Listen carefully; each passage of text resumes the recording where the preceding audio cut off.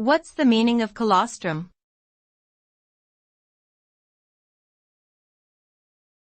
Colostrum.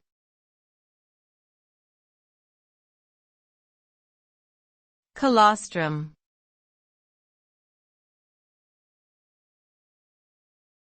Colostrum.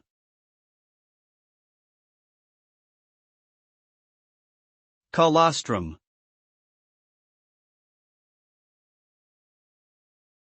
Colostrum is a specialized form of milk produced by female mammals shortly after giving birth. It is rich in nutrients and antibodies that help newborns develop a strong immune system and protect them from infections. Colostrum is yellowish in color, thicker in consistency than regular milk, and has a distinctive taste. Research has shown that colostrum supplements can also benefit athletes and adults by improving exercise performance, reducing inflammation, and increasing muscle mass. Overall, colostrum plays a crucial role in the health and development of newborns and offers potential benefits for adults as well.